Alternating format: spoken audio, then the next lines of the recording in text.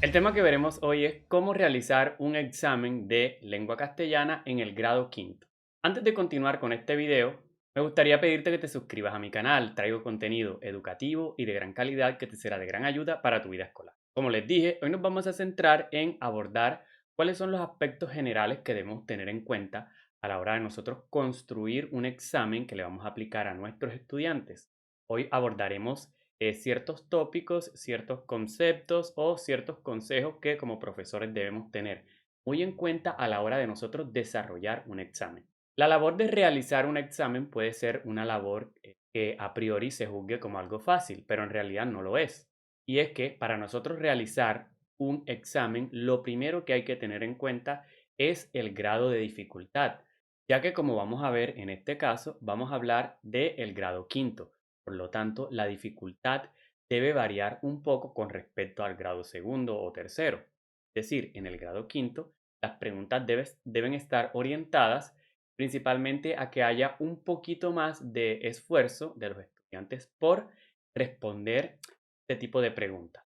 Como ya les dije, vamos a abordar de lo que es el grado quinto en el área específicamente de español. Posteriormente abordaremos en el grado cuarto, el grado tercero, el grado segundo y el grado primero, que son los grados en los cuales yo desarrollo el área de lengua castellana. Pues bien, lo primero que se pueden dar cuenta aquí es que hay un encabezado. Este encabezado es importante porque esto le da cierta presencia o cierta formalidad dentro del desarrollo del examen. Por lo tanto, hay que utilizarlo. Aquí, como ven, hay un espacio donde el estudiante nombre, el grado y la fecha en la que se va a desarrollar el examen y pues todas las otras cuestiones que hacen parte de la institución de labor. Esto es fundamental que lo tengan todos los exámenes. Ahora, en cuanto a las preguntas, ya les dije que hay que tener en cuenta el nivel de exigencia que le vamos a exigir, valga la redundancia, a nuestros estudiantes. Entonces, una de las cosas fundamentales que deben tener en cuenta es que, bueno, obviamente han debido desarrollar previamente todos los temas que se van a evaluar. Ojo, no pueden evaluar temas que no hayan visto. Eso es muy importante. No pueden cometer el error de meter un tema que no hayan desarrollado en clase, que no les haya dado tiempo de desarrollar, lo cual puede pasar. Pero si nosotros no alcanzamos a ver dos o tres temas dentro de todo el contenido que íbamos a desarrollar en el primer periodo, lo más idóneo que se debe hacer es desarrollar o centrarse en los que ya trabajamos con ellos, no en los que no se trabajó.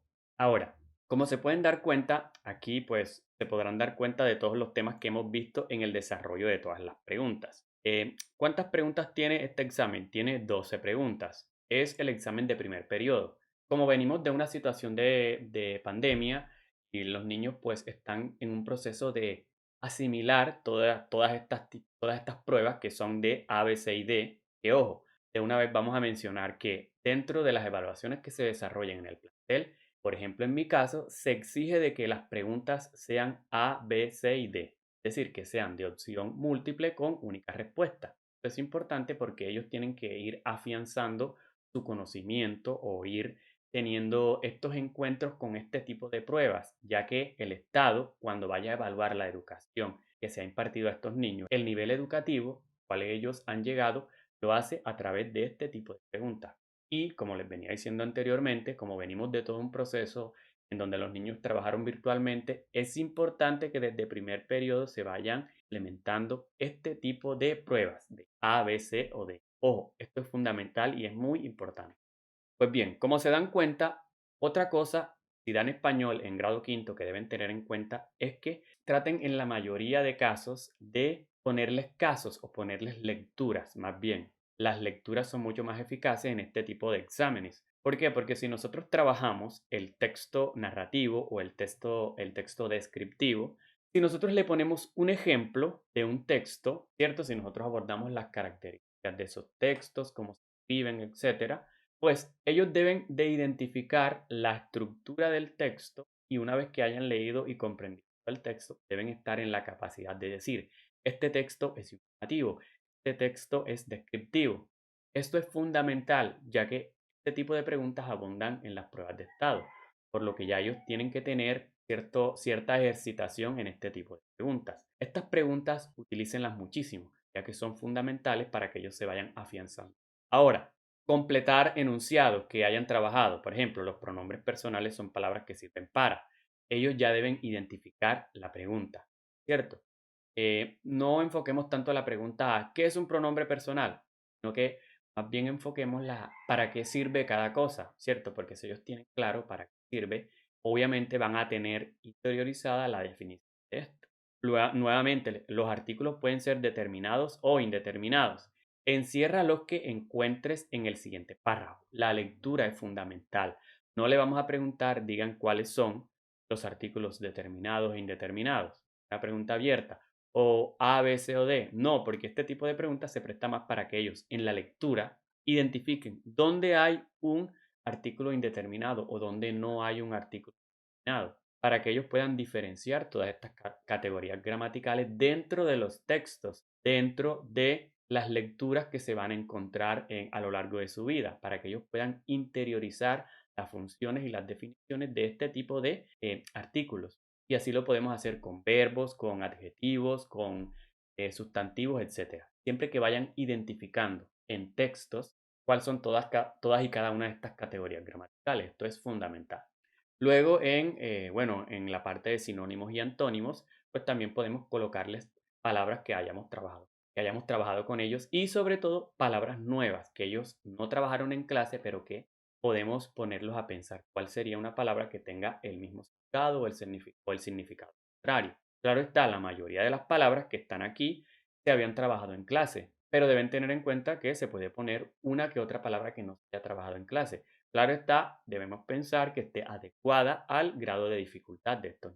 Vean aquí en la pregunta 6. Tuvo, tuvo, coser, coser, hierba, hierba son ejemplos de palabras que no les estoy diciendo, dígame la definición, sino que estamos apuntando a que ellos identifiquen varios ejemplos de un tipo de palabra, ¿cierto? Que entonces ellos van a escoger si es un sinónimo, si es palabras homógrafas, si son palabras bisílabas o si son palabras homófonas. Ellos identifiquen el tema en oraciones o en textos. A eso es que debemos apuntar porque eso es lo que se evalúa. También en las palabras llama, el verbo llamar y llama del animal de América del Sur son claros ejemplos de, entonces, ¿de qué son ejemplos? Si son de antónimos, de bisílabas, de homógrafas. Nuevamente, acá en la siguiente palabra, vean, subraya los diptongos que encuentres en el siguiente párrafo. Vamos a leer y vamos a identificar palabra por palabra donde hay diptongo. Puede que identifiquen la palabra o pueden que identifiquen específicamente el diptongo. Nuevamente, vean, lee el siguiente texto. Es un texto narrativo, evidentemente, dice en el anterior texto. El anterior texto es un ejemplo ¿de qué tipo de texto? De género descriptivo, género narrativo, género poético. Las clases de narraciones son el cuento, el ensayo. También podemos abordar preguntas directas, ¿no? Pero en menor medida, eso hay que tener claro. Nuevamente, lectura de texto, decir qué tipo de texto es, vean. Finalmente, otro tipo de lectura, decir si esto es una descripción o es una leyenda, o es una fábula. Si abordamos la leyenda, la fábula, que obvio son temas que sí se trabajan en este tipo de grados, ya ellos van a saber entonces identificar esta estructura. Ojo, el texto tiene que ser muy bien pensado y podemos buscar ejemplos en internet, adaptarlos de internet, pues eso hago yo, ¿no? Porque en internet hay mucha información o leyendas muy largas o cuentos muy largos o fábulas muy largas, aunque no se caracterizan por eso, pero siempre podemos leer el texto y construirlo, deconstruirlo o hacer un nuevo texto a partir del que nosotros encontramos que se adecue más al grado de dificultad de estos niños. Ahora, aquí al final yo no hice preguntas abiertas, pero es importante que también hagamos preguntas abiertas. Esto sería todo lo que tendríamos que abordar, los aspectos generales y más importantes que debemos tener en cuenta a la hora de desarrollar un examen de español en el grado quinto. Si te gustó este video, dale like, compártelo con tus amigos, coméntame qué otro tipo de contenido quisieras ver en este canal y sobre todo suscríbete para seguir trayendo más y mejor contenido aquí.